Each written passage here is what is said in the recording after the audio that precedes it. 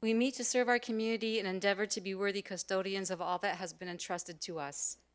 Let us be concerned only for what will promote good government. May we bring to our council chamber minds that think and hearts that feel, so that in our deliberations we may display imagination, wisdom, and courage, and the will to do our work for the good of all.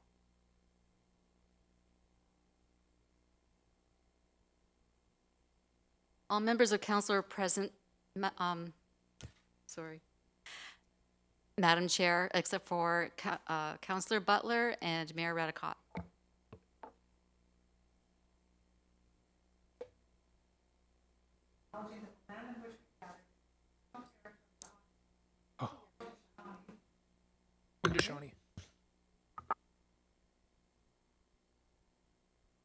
We begin this meeting by acknowledging that the land on which we gather is the traditional territory of the Haudenosaunee, Mississaugas of the New Credit, which are the subject of the Mississauga Treaty at Niagara 1781 and between the Lakes Treaty No. 3, 1792, and the Anishinaabe people.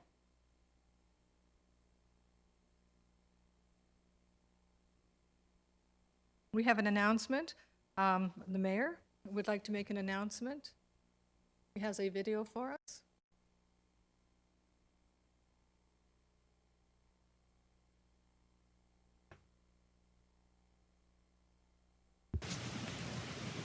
Good evening. During the current coronavirus crisis, I would like to inform you, the residents of Fort Erie, what Town Council and staff are doing to ensure the safety of our community. On March 17th, the Government of Ontario declared a state of emergency in response to the COVID-19 crisis. As a result, all public libraries, recreational facilities, private schools, licensed childcare facilities, bars, and restaurants that do not provide takeout service were required to close. Public schools were ordered closed on March 15th to April 5th, 2020. The Government of Canada has restricted air and sea travel and closed the border with the United States at midnight, March 20th, to all but essential travel. We expect that there will be further restrictions imposed by the federal government tomorrow in an effort to encourage adherence to the rules relative to physical distancing and self-isolation.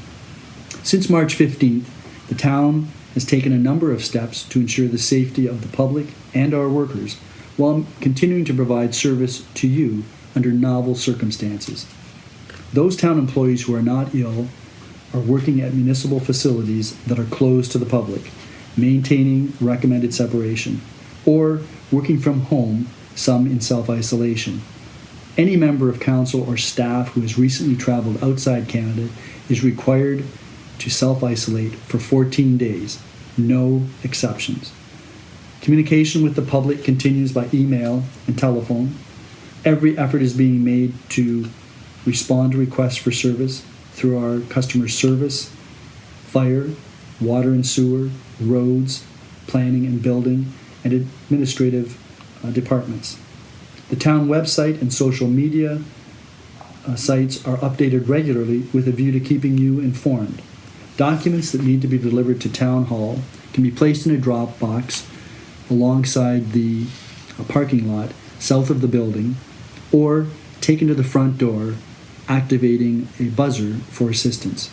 Staff have established an emergency operations center at Town Hall, which allows staff to be prepared for all contingencies and to review matters that are constantly changing. There is constant communication between town staff and members of council, the mayors of Niagara and the regional chair, CAOs, and first responders. In fact, the Niagara mayors and regional chair had a teleconference this morning to discuss this situation. We have also maintained regular contact with our member of provincial parliament and have reached out to our member of parliament. Town staff has also reached out to businesses and builders to advise what the town is doing to respond to their needs. Fort Erie's public transit continues in service with passengers requested to maintain separation. That, however, is a service that is subject to change depending on how the situation evolves. The Town Council is meeting this evening, March 23rd. The public will not be able to attend the meeting in person at Town Hall, but the meeting is being live streamed as usual for public viewing or listening. Council is being asked to consider several measures to deal with the current crisis. 1, to permit electronic attendance at meetings by members of Council. 2, to delegate emergency authority to the Chief Administrative Officer, subject to oversight by the Mayor and Council. 3, to waive penalties and interest charges on late payments of water, sewer, and tax payments, and probably some fines. The recommendations for dealing with the coronavirus are simple. Wash your hands regularly, avoid touching your face, maintain distance from others, preferably at least 2 meters. If you are ill, seek medical attention, but call ahead first to receive instructions from your healthcare provider. If you have traveled outside the country, self-isolate for 14 days, even if you feel fine. This includes snowbirds coming home. This is mandatory. This is not optional. If you have to go to the grocery store and you've just returned to Canada, get a member of your family or a friend to do that for you. This crisis is not about any one of us. It is about all of us. Life has now become inconvenient. We have the ability and the responsibility to protect each other, particularly those most vulnerable, the elderly, those with suppressed immune systems, those with pre-existing health conditions. I encourage you to stay in touch by phone, email, or social media with family, friends, and neighbors, especially those most at risk, and offer assistance if you can to those in need. Be patient with those on the front lines, whether municipal employees, healthcare providers, first responders, or volunteers trying to help out in these extraordinary times. They are all doing their best. I assure you that the council and staff of the town of Fort Erie are committed to protecting you in every way that we can. Thank you. Thank you, Mr. Redekop. The reason he is not here is because he is in self-isolation. Our next announcement comes from the CEO, Tom Cookett. Thank you, Acting Mayor. I've got a lot to read here because it's been a long week. I just want to start off with saying this past week has been very stressful, and I want to thank all staff for rising to the challenges that we are all facing and make this community our #1 priority. Staff have been working around the clock, weekends, nights, just so that we can function and provide the essential services that are needed in this community right now. So I'm going to go through this. Some of it is a repeat of what the mayor had just said, but I think it's worth repeating, and we will post this information on our website tomorrow so that you have it if you miss something I'm about to say. So in order to ensure the health and safety of our staff and community, we have focused on 3 areas: preventing further spread of the virus, ensuring essential operations continue, and making sure that we are keeping all of our key stakeholders informed and up to date. I would like to outline some of the steps that we have taken and provide some important details. On March 12th at 3 p.m., we partially activated our Emergency Operations Center. The town's emergency control group, made up of all of our directors and senior staff, met on March 12th, the 16th, the 17th, the 19th, and the 23rd, and will continue to meet as much as required. Meeting notes from these meetings have been distributed to all of our staff so that they are aware of the actions that we are taking. Our managers and supervisors are continually communicating with their staff to keep the lines of communication open and to identify any potential safety or continuity concerns. I have been participating in a conference call each day with all area CAOs and the regional CAO to discuss challenges and opportunities facing each individual municipality. Staff are also participating in the Niagara Region COVID-19 stakeholder teleconferences. Our volunteer fire service is at 86% capacity right now. The town has been working hard to maintain a continuous flow of communications, including a dedicated COVID-19 webpage on the town's website that provides updates on the town of Fort Erie's response efforts, frequently asked questions on town services with specific details on impacted areas, community and business resource information, links to town news, Niagara Regional Public Health, provincial government, and federal government newsrooms. We've also been providing staff with continuous update bulletins that address human resources and operational questions and concerns. These updates have also been circulated to our council members. To date, we have distributed 3 media releases and continue to provide daily social posts and shares from the town on Facebook and Twitter. Our Economic Development and Tourist Services staff has reached out to local businesses through a business news update and are also assisting the region with obtaining survey responses from local businesses on the impacts that they are feeling. The EDTS staff will be following up with local businesses to see how staff can assist them. Our Planning and Development staff has sent out an email to developers and builders to update them on how to submit application. A communication plan has been developed to reinforce key message to the public and to ensure the flow of communications will continue.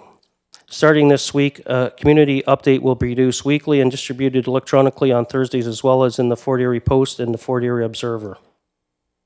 Essential services that we are providing include fire service, transit, burials, water and sewer emergency repairs, and water quality monitoring, including water sampling, which is regulatory, locates, which are regulatory, water turn-offs and offs, water turn-on and offs for snowbird and emergencies. Water meter sales to support building occupancy and water meter reads will still continue. Major road pothole and trench repairs, winter maintenance, forestry emergencies, building permit inspections, and capital project continuance. Additional service delivery steps that we have taken to date include closing all town of Fort Erie facilities to the public as of noon on March 17th.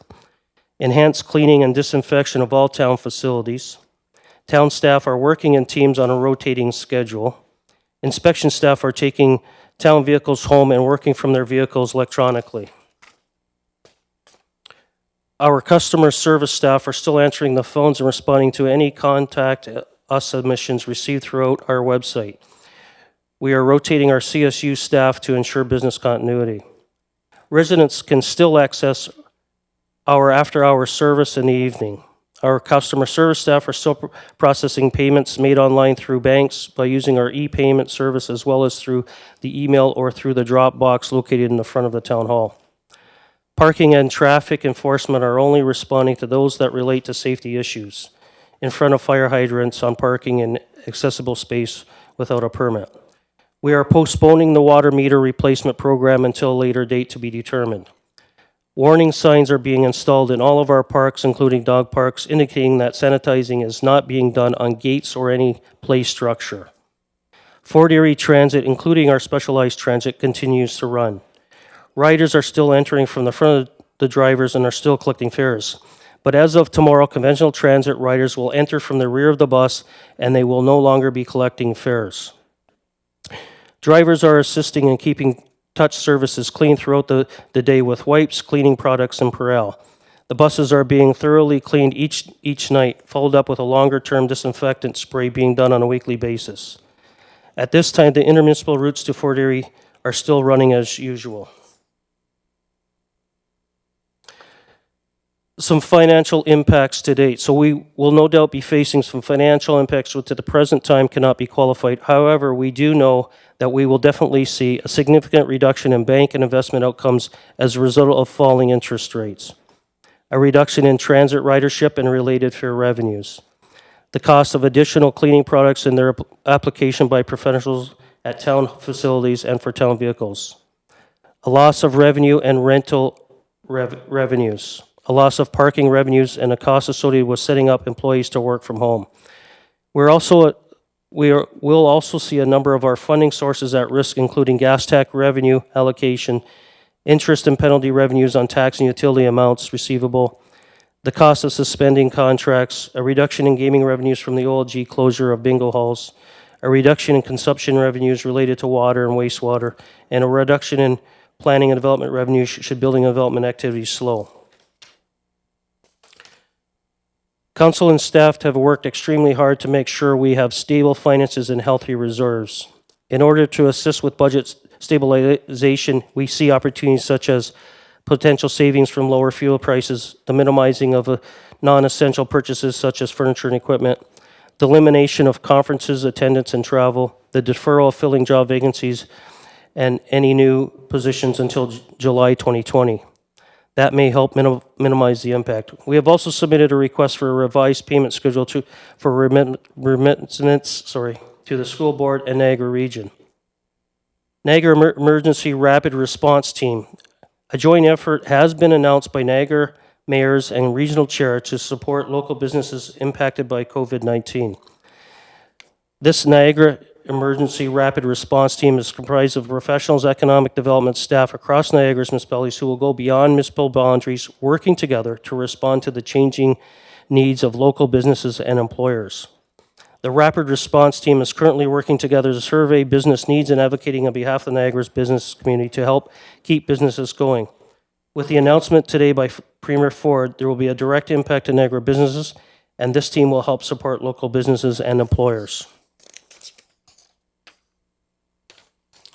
This team will also be compiling information about federal and provincial support programs that have been announced for businesses and employers and will consider adjusting local business programs in response to changing needs. In order to assist our residents that will be facing financial stresses, the town will be waiving penalties for non-payment or late payment of taxes levied and charged in 2020 until June 30th.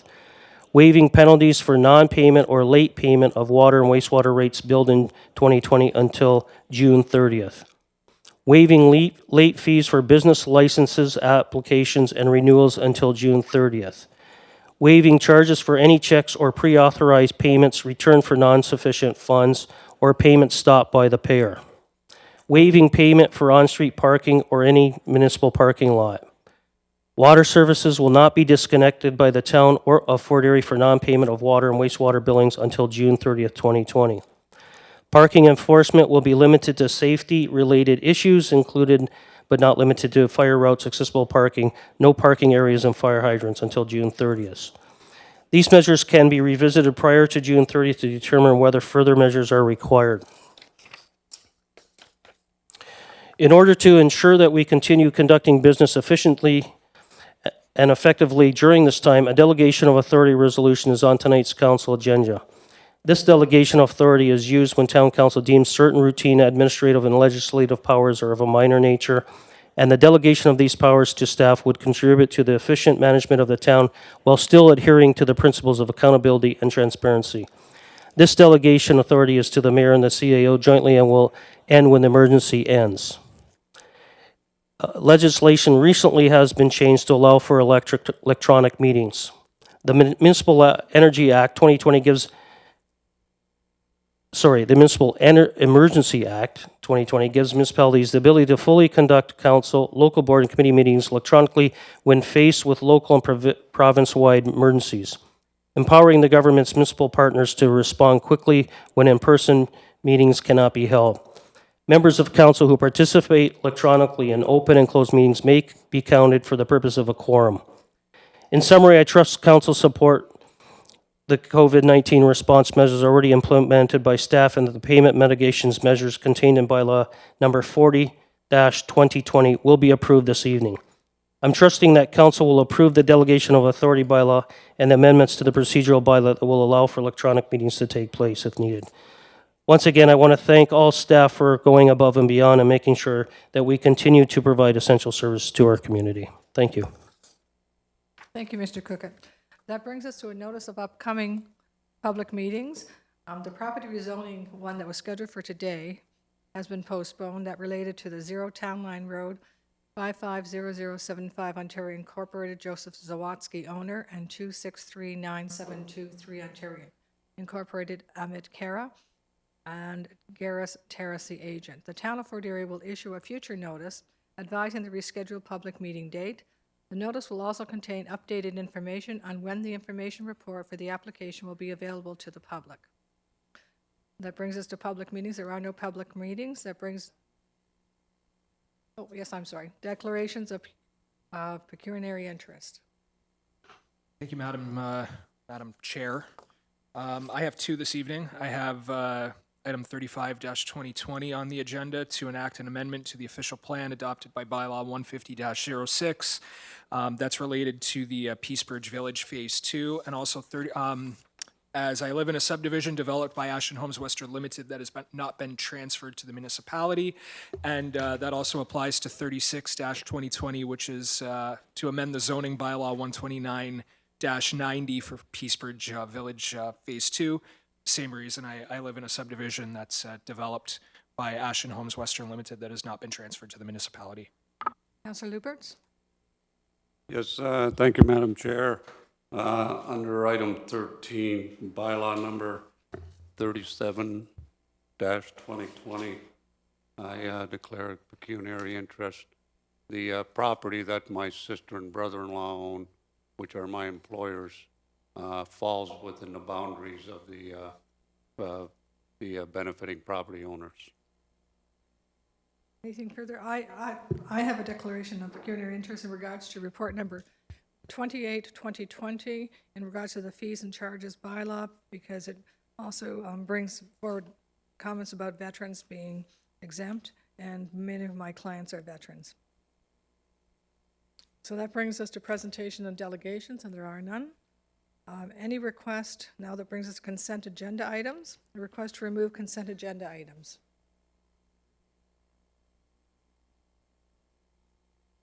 Okay, that brings us to the first resolution. Zanko? Thank you, Madam Chair. Moved by myself, seconded by Councillor Dubanow, that Council approves the consent agenda items as recommended.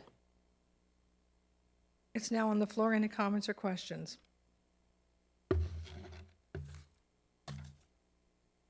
I have one question in regards to the board and committee meetings. The Community Gaming Development Corporation. It is to do with the the coronavirus, and in regards that the bingo halls are now closed, and this will affect their allotments. And I know this report goes in great detail about the allotments for each. And I'm just wondering how the Community Gaming Development was going to correspond with their charity bingos. Councillor Dubanow? Yeah, thank you very much, Madam Chair. That's actually an excellent question, and I actually discussed that with the chair last week. My understanding is that Ms. Grass, who is the coordinator for the permittees, has already communicated with them right now that operations are suspended.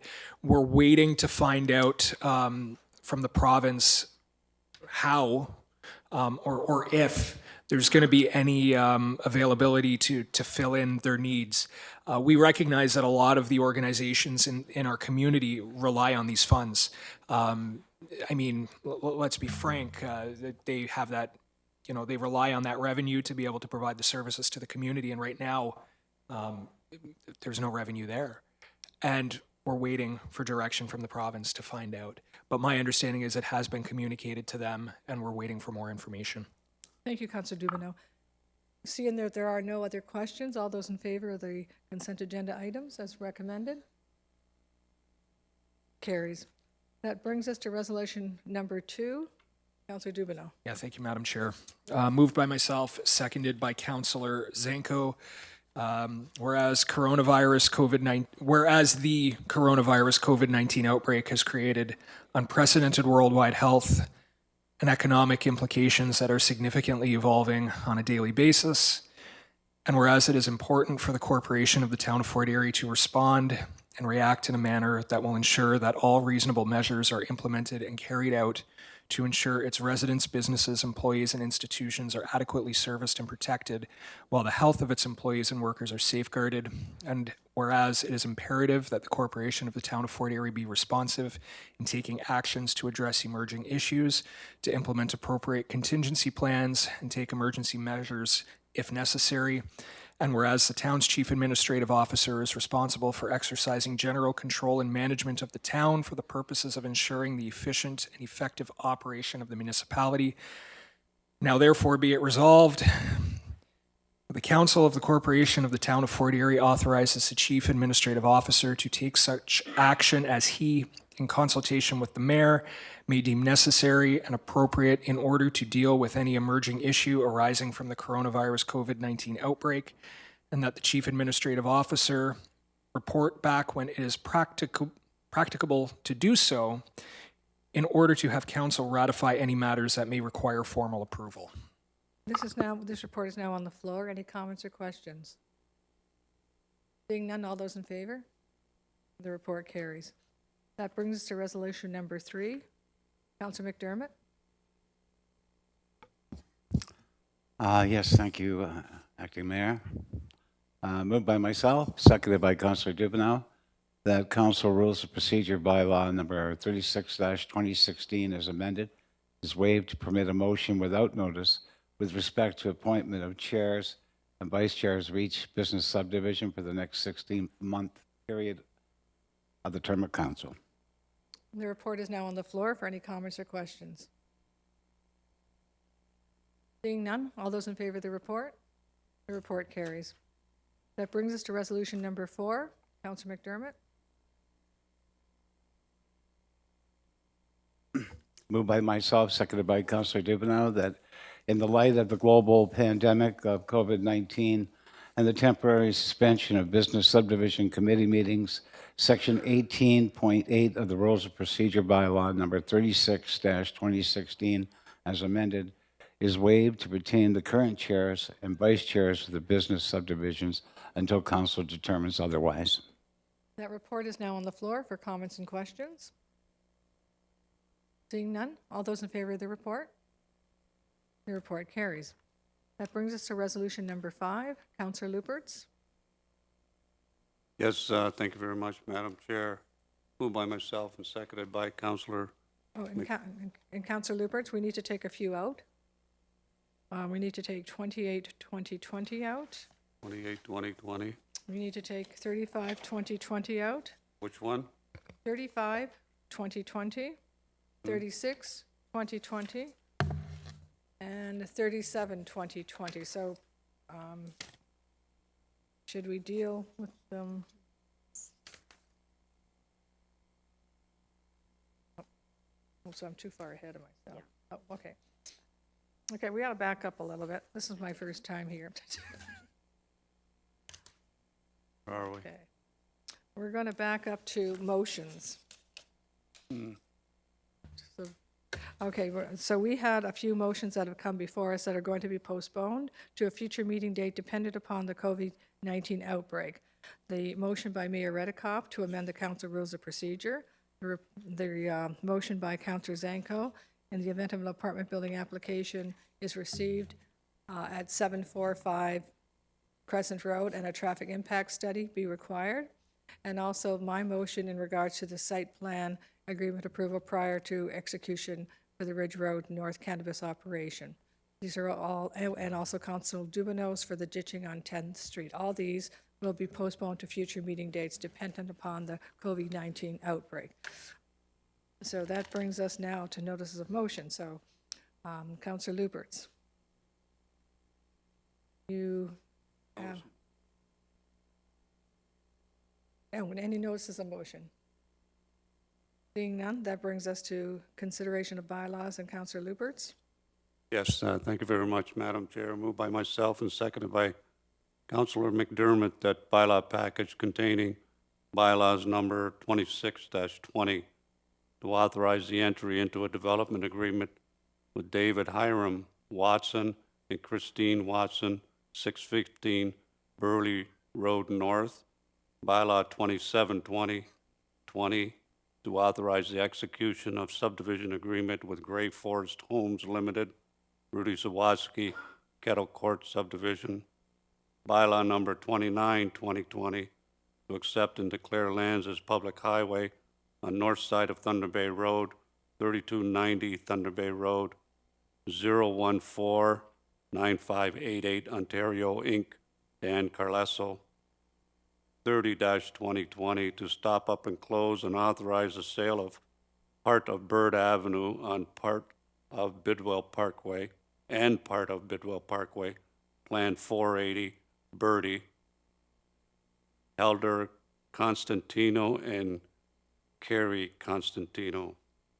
31-2020 to authorize the entry into and an execution of a letter of agreement with Her Majesty the Queen in the right of the province of Ontario, represented by the Minister of Transportation under the dedicated gas tax funds for public transportation program. Bylaw 32, 2020, to authorize the entry into a transfer payment agreement with Her Majesty the Queen in Right of Ontario as represented by the Minister of Municipal Affairs and Housing under the Municipal Modernization Intake 1 program. Bylaw 33-2020, to enact an amendment to the official plan adopted by bylaw number 150-06 for the town of Fort Erie planning area, amendment number 45, town of Fort Erie owner, 0 Royal York Road, Block A, Plan 447. Bylaw 34-2020, to amend zoning bylaw number 12990, 0 Royal York Road, Plan A, Block A, Plan 447, town of Fort Erie owner. Bylaw 38-2020, to amend zoning bylaw number 12990, South Coast Village, Phase 3 condominium, east side of Ridgeway Road, at Erie Road, Block 2, registered plan number 59M-430, Myers Homes, Crystal Beach, Inc. 29-2020, to amend council rules of procedure, bylaw number 36-2016, as amended, emergency electronic meetings. Bylaw 40-2020, to temporarily waive certain late fees, penalties, and fees and charges, is giving first and second reading. Bylaw package is now on the floor. Any comments or questions on any of the ones that are now on the floor? Councillor Zanko. Thank you, Madam Chair. With regard to bylaw package 40-2020, to temporarily waive certain fees and late fees and penalties, just a question regarding pre-authorized payment customers. What will they have to do in order to have consideration for waiving these fees? I think I will have Carolee perhaps can answer that, or So the pre-authorized payment program will continue as normal. If anyone does want to withdraw from it at this time, they'll be able to do so without penalty. Excellent. And I suspect we're probably putting out some sort of a communication in this regard. Perhaps we can consider including that as well. thank you, Councillor Zanko. Anything further? Any other comments or questions on the bylaws that are now before us? Seeing none, all those in favor of the bylaw?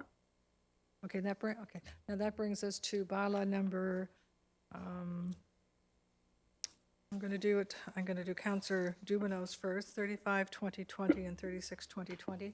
Councillor Lubberts, would you like to put those two on the floor? Yes, thank you very much, Madam Chair.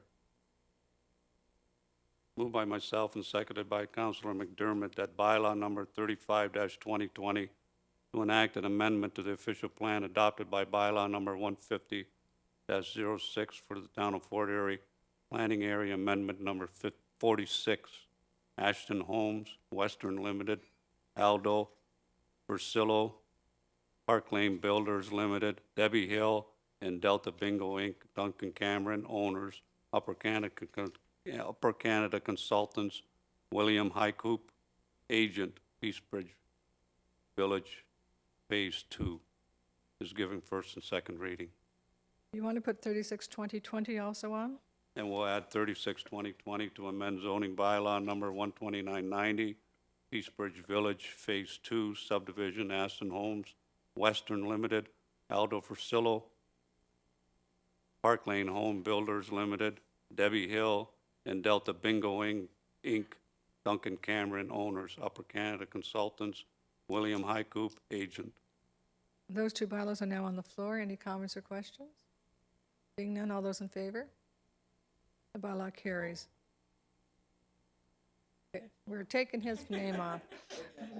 Okay. Okay. So that brings us to bylaw number 37-2020. Councillor Lubberts, you have a conflict. Councillor McDermott, would you like to put that on the floor?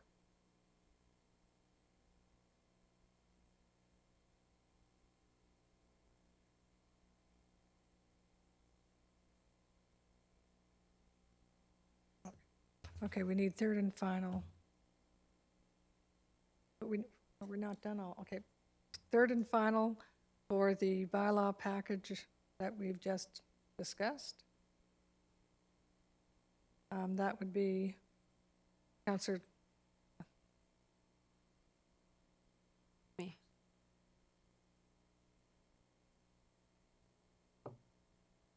Okay. Yeah, we. Okay. Councillor Zanko? Thank you, Madam Chair. Could you just repeat which bylaw Councillor Lubberts had a conflict with so I can Bylaw remove it? Lubberts has a conflict with 37/2020. Okay, And, that's not in my package. and Councillor Dubanow had a conflict with 35 and 36. Thank you. Moved by myself, seconded by Councillor McDermott, that bylaws 26-2020, 27-2020, 29-2020, 30-2020, 31-2020, 32-2020, 33-2020, 34-2020, 38-2020, 39-2020, and 40-2020 are given third and final reading to be signed by the mayor and the clerk under the corporate seal. And actually, I'm going to ask that 28/2020 be taken out because I have a conflict with that. I did take that Oh, out. okay. So the bylaw package for the third and final reading is now on the floor. All those in favor? That carries. That brings us to, I guess now we're back to Councillor Lubberts, bylaw number conflict 37/2020. Yes, thank you very much, Madam No, Clerk, you, or excuse me, Madam Chair. you have a conflict. We need to talk with the clerk. I declared a conflict, so, Yes, that's what I'm saying, Well, that- Councillor and I'm moving this whole package, so how do we? I think we took that one out when you said it. It was removed. It was removed. Yeah, okay, Yes, yeah. it was removed. So, So Councillor McDermott is going to put that bylaw on the floor. yeah, with a different seconder, right? I would imagine so. Councillor McDermott? Chair, Yes. we need third and final for the two bylaws that Councillor McDermott moved and Councillor McDermott, or, I'm sorry, Lubberts moved and McDermott seconded. That would be bylaws 35 and 36. Okay, so, They were voted on as a package for first and second. okay, so then we need third and final reading for 35 Yes. and 36. Who's going to put I that have on that, the Madam floor? Chair. Councillor Zanko? Yes. Moved by myself, seconded by Councillor McDermott, that bylaws 35-2020, 36-2020 are given third and final reading to be signed by the mayor and the clerk under the corporate seal. All those in favor of those two bylaws? Bylaw carries. That brings us now to I think, my bylaw, which is 2720, that has to be removed from the package. So, Councillor Lubberts, you can do 27/2020. Then we'll do yours. 27 or 28? I have 28. 28? Oh, okay, yes, it is 28. Can't read my own writing. Councillor, Okay, yeah, thank you very much, Madam Chair. Moved by myself and seconded by Councillor McDermott that bylaw number 28/2020 to amend fees and charges, bylaw number 40-09 as amended, building permit fees and veteran status fee waiver is given first and second reading. Councillor McDermott, you're the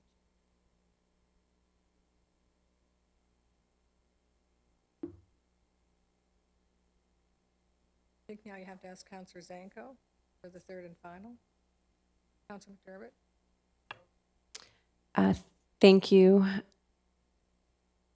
I'm wondering, since Councillor McDermott is chairing this portion of the meeting, if I could maybe have Councillor Dubanow second this one. Moved by myself, seconded by Councillor Dubanow, that bylaw 28-2020 is given third and final reading to be signed by the mayor and the clerk under the corporate seal.